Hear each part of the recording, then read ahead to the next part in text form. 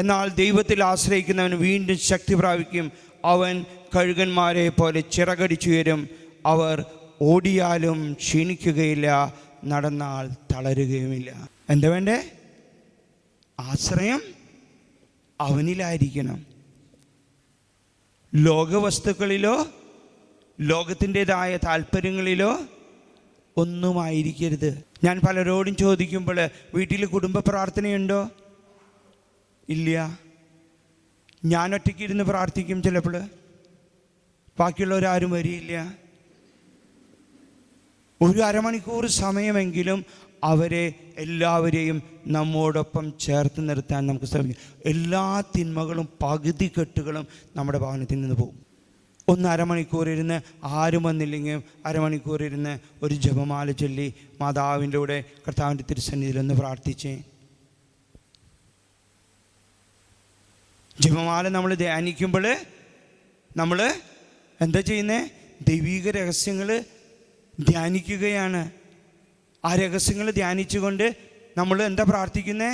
ഈശോ മിശിഹായുടെ വാഗ്ദാനങ്ങൾക്ക് ഞങ്ങൾ യോഗ്യരാകുവാൻ മാതാവേ ഞങ്ങൾക്ക് വേണ്ടി പ്രാർത്ഥിക്കണമേ.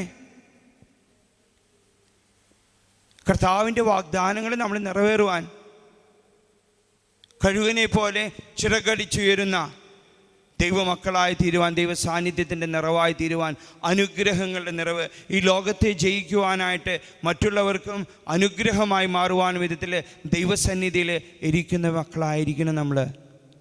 മറ്റുള്ളവർക്ക് യേശുവിനെ പറഞ്ഞു കൊടുക്കുവാനും കാണിച്ചു കൊടുക്കുവാനും ആയിരിക്കും നമ്മളായിരിക്കുന്നത്. ഇന്നും നമ്മൾ നമ്മുടെ ഭവനത്തിൽ ഒറ്റപ്പെട്ട് ആയിരിക്കുന്നുണ്ട് എന്നുണ്ടെങ്കിൽ അവർക്ക് ദൈവത്തെ കാണിച്ചു കൊടുക്കുവാനും അവിടുത്തെ സ്നേഹം, അവിടുത്തെ നിറവ്, അവിടുത്തെ അനുഗ്രഹങ്ങൾ പകർന്നു കൊടുക്കുവാനായിട്ട് നമ്മളായിരിക്കുന്നത്. സമയം പോയി എന്ന് വിചാരിക്കരുത്, ആരും വിചാരിക്കരുത്. പോയത് പോയി. പക്ഷേ ദൈവത്തിൻ്റെ കൃപകൾ ഇന്നും ചൊരിഞ്ഞുകൊണ്ടിരിക്കേ.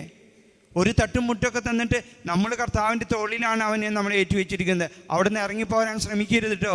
കാലിന് കുറച്ച് വേദനയുണ്ടെങ്കിൽ ആ വേദന തന്നത് നീ ഇവിടെ തന്നെ ഇരിക്കണമെന്ന് വിചാരിച്ചത് കൊണ്ടാണ്. അതിനെക്കുറിച്ച് നന്ദി പറഞ്ഞ് പ്രാർത്ഥിക്കണം.